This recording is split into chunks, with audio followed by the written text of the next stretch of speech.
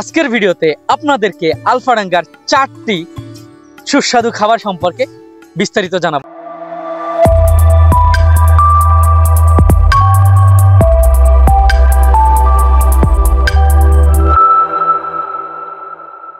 Number 1, আলফাডাঙ্গার বিখ্যাত জিলাপি। কোন জায়গার জিলাপি বলতে পারবেন? তো এই জিলাপি কিন্তু মারাত্মক টেস্ট। কতটা জোস আপনারা না খাওয়াইলে বোঝাইতে পারবো না। জিলাপি ক্রয় করতে হলে অবশ্যই আপনাকে সকাল 7টা থেকে সন্ধ্যা 7টার ভিতরে আসতে হবে। আপনারা যদি আগে থেকে অর্ডার করতে চান তাহলে যেই দিন আপনার জিলাপি লাগবে ঠিক তার 2 দিন আগে কাকাকে ফোন করে তাকে বিকাশ করে টাকা পাঠিয়ে দিবেন। বলবেন যে আমার এই দিন জিলাপি লাগবে, সে আপনার জিলাপি প্রস্তুত করে রাখবে, আপনি জিলাপি নিয়ে যাইতে পারবেন। আলফাডাঙ্গার ভেতরে এই যে জিলাপি আপনারা দেখতে পাচ্ছেন, এটা কিন্তু খুবই সুস্বাদু জিলাপি।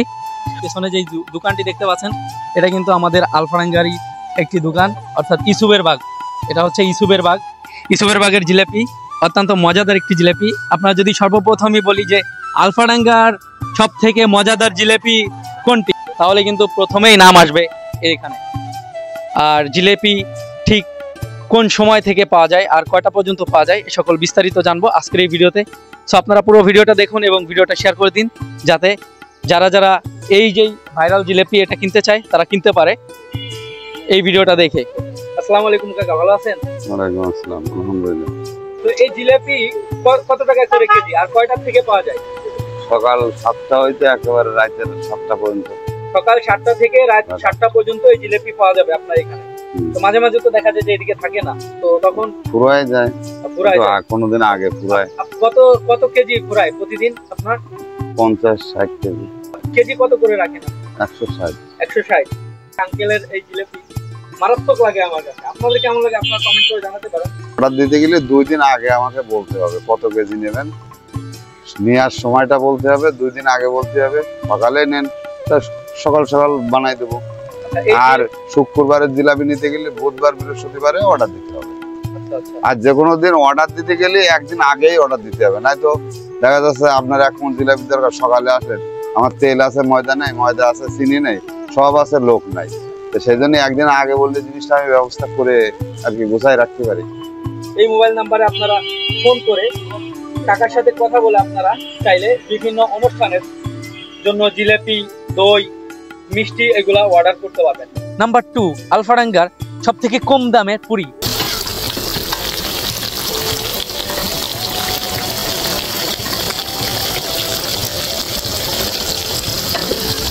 এতটাই জোস এই পুরি, আসুন ইসুবের বাগের এই সেই ভাইরাল পুরি এটি খান এবং এই পুরির টেস্টটা আপনারা নিজেরাই যাচাই করুন। পুরি খাওয়ার জন্য চাটনি, সরিষার চাটনি, এই যে সরিষার চাটনি। একবার যদি আপনি খাওয়া শুরু করেন 20-30টা অনায়াসে আপনি খেয়ে ফেলতে পারবেন, এতটাই জোস।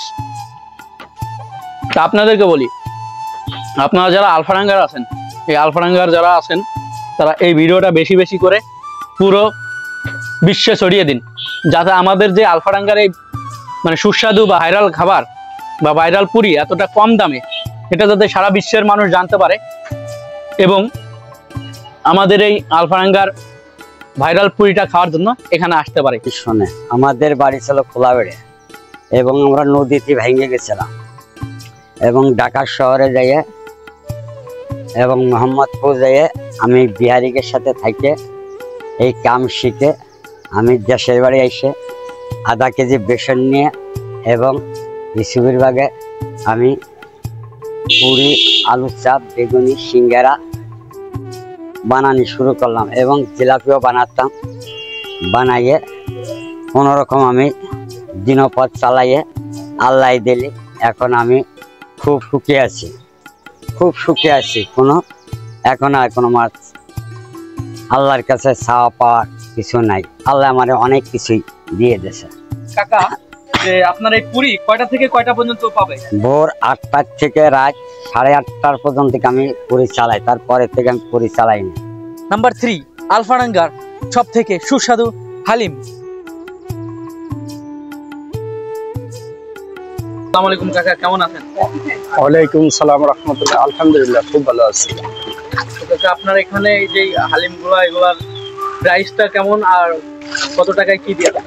আমি হলো নর্মালে 50 টাকা বেশি, এইগুলো বড়ি দিয়ে আছে, মাথার বড়ি দিয়ে আছে, পেশা দিয়ে আছে, এগুলো 50 টাকা করে বাটি।